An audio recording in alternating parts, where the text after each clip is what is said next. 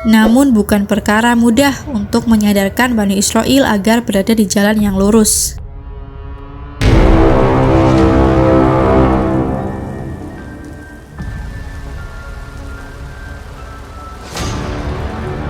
Bismillahirrahmanirrahim.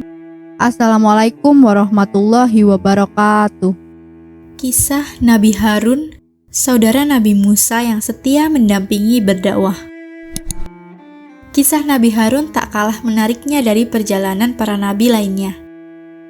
Dikenal sebagai kakak dari Nabi Musa, Nabi Harun memiliki suri tauladan yang bisa dipetik untuk pendidik kaum muslimin.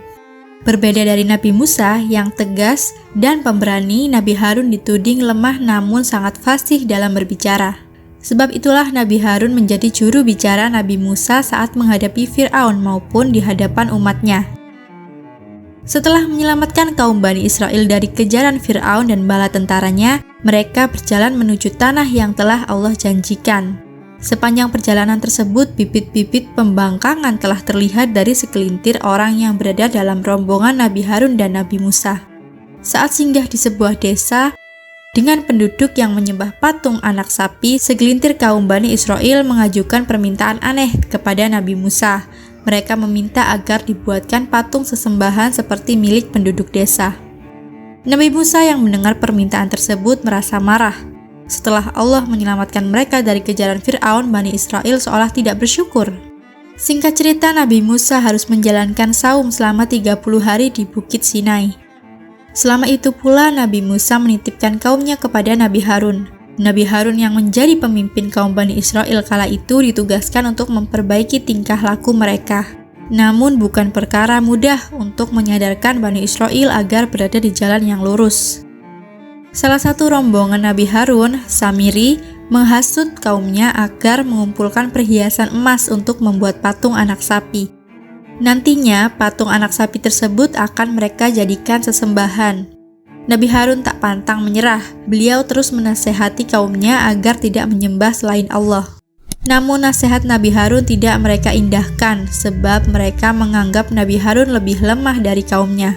Nabi Musa yang kembali dari Bukit Sinai dibuat marah saat mendapati kaumnya kembali menyembah berhala. Bahkan beliau menumpahkan amarahnya kepada Nabi Harun. Kendati demikian, Nabi Harun tetap setia dalam mendampingi Nabi Musa berdakwah. Nabi Harun dan Nabi Musa memiliki sepupu bernama Korah. Korah mengajak anak-anak Eliab dan kaum Bani Israel untuk melakukan pemberontakan terhadap Nabi Harun dan Nabi Musa. Hal ini terjadi karena rasa iri Korah terhadap kedudukan Nabi Harun dan Nabi Musa. Saat sekelompok pemberontak yang dipimpin oleh Korah berkumpul, atas izin Allah bumi terbelah dan menelan mereka hidup-hidup. Setelah bumi terbelah, Allah mendatangkan api yang membakar seluruh kelompok pemberontak. Kisah Nabi Harun yang mendampingi Nabi Musa dalam berdakwah tidak berhenti begitu saja. Meski terjadi pemberontakan, keduanya tetap menyeru kepada agama Allah. Nabi Harun dan Nabi Musa yang saat itu akan masuk di kawasan Kan'an mendapat penolakan. Mereka akhirnya menuju suatu daerah hingga sampai di Gunung Hor, di kawasan perbatasan Edom. Sesuai perintah Allah, Nabi Harun dan Nabi Musa mendaki gunung tersebut bersama Eleazar, putra Nabi Harun. Di puncak Gunung Hor itulah Nabi Harun wafat. Kabar meninggalnya Nabi Harun terdengar oleh seluruh bangsa Israel. Mereka menangis dan merasa kehilangan panutan saat Nabi Harun wafat.